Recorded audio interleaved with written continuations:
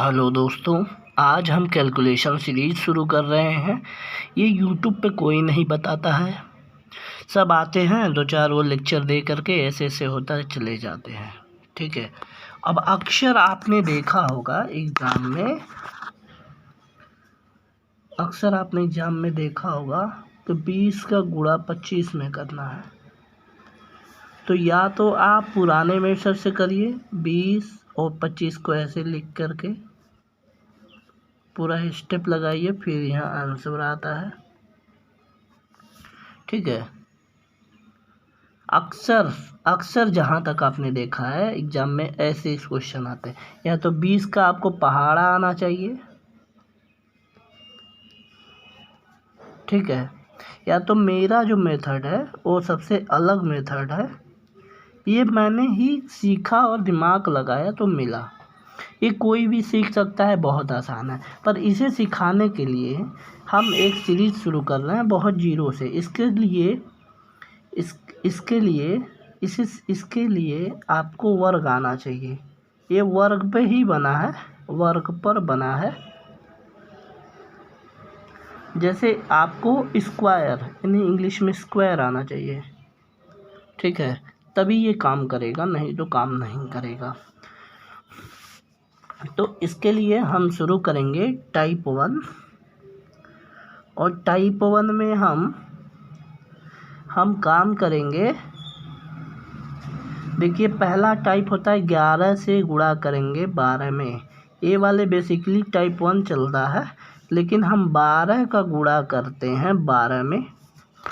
फिर हम इसी तरह फिर दूसरा करेंगे, 12 का गुणा करेंगे 13 में।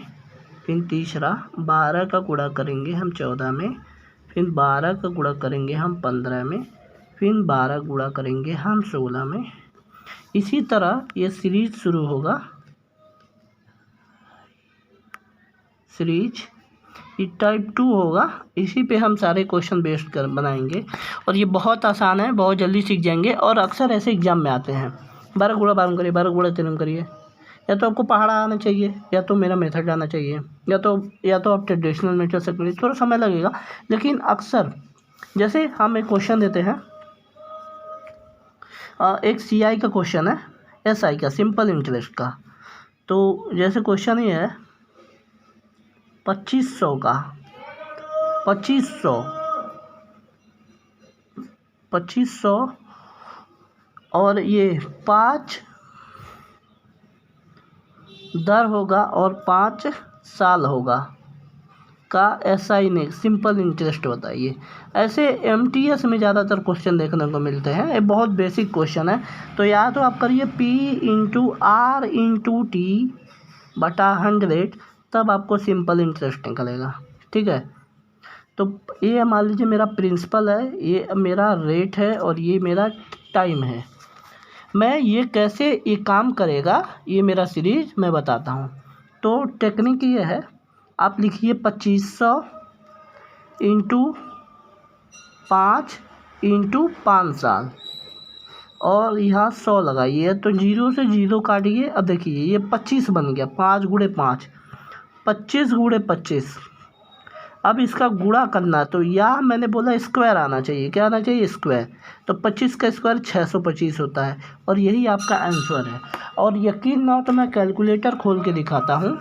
हम देखिए यहाँ करते हैं 25 × 25, लास्ट में आंसर आता है जो 625। तो मैंने बोला आपको स्क्वायर आना चाहिए। तो ये देखिए MTS का क्वेश्चन है। अभी हाल ही में मैं 23 का MTS का क्वेश्चन पेपर दिया था, तो ये क्वेश्चन मुझसे पूछा था। तो मेरे दिमाग में आया कि टीचर लोग कैलकुलेशन नहीं सिखाते हैं, कैसे काम किया जाए। तो मैंने ऐसे ये टेक्निक, तो हमको एग्जाम में इसी क्वेश्चन को इस मेथड से, मल्टीप्लाई मेथड से, गुणा करने की विधि से कैसे करेंगे, पूरे यूट्यूब पे नहीं मिलेगा। मैंने अपना दिमाग लगा कि इसको कैसे करना है यार, इतने आसान सवाल है। टीचर लोग पूरे हवा बना दिए, सरकारी नौकरी है वो, भलाना ठिकाना कुछ नहीं। अब देखिए ऐसे सवालों को उड़ाना क्या है। अक्सर एग्जाम में ऐसे सवाल अगर आते हैं तो हम कभी 0 को मेंशन नहीं करेंगे। कभी भी ऐसे क्वेश्चन में जैसे 5000 आ गया, 5000 का 5 साल पर का 5 की दर से हम 5 साल का SI निकालेंगे, सिंपल इंटरेस्ट, साधारण ब्याज। तो आप देखिए लिखेंगे 5000 गुणे 5 बटा 100, 0 काटेंगे, बचेगा 50 गुणे 50, 50 गुणे 25। ठीक है, ऐसे क्वेश्चन आएंगे तो हमेशा हम 0 को मेंशन नहीं करेंगे, 0 को भूल जाएंगे, केवल हम इसको 50 को मेंशन करेंगे। ये डायरेक्ट हमको काटना एग्जाम में, यही तरीका, ये बहुत आसान है, मैं सिखाऊंगा ये। इसीलिए ये क्वेश्चन कैसे सॉल्व करेंगे, इसलिए मैं ये सीरीज़ शुरू कर रहा हूँ। ये सीरीज़ जो सीख गया मैं बताऊँगा क्वेश्चन को उड़ाना कैसे, विदिन सेकेंड में ये सीरीज़ सिखाऊँगा मैं।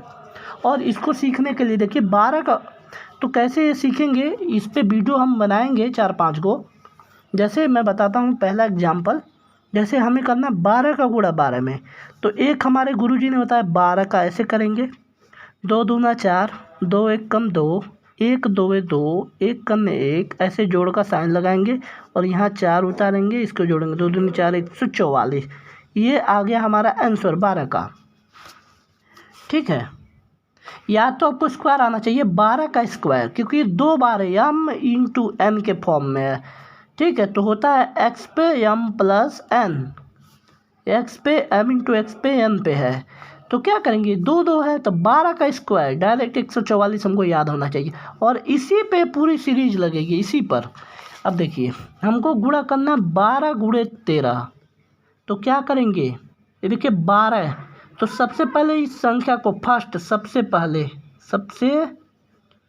पहले 12 को लेंगे, 12 को लेकर क्या करेंगे, 13 में से 12 को घटाएंगे, बचेगा 1। कितना बचेगा भैया, 1 बचेगा।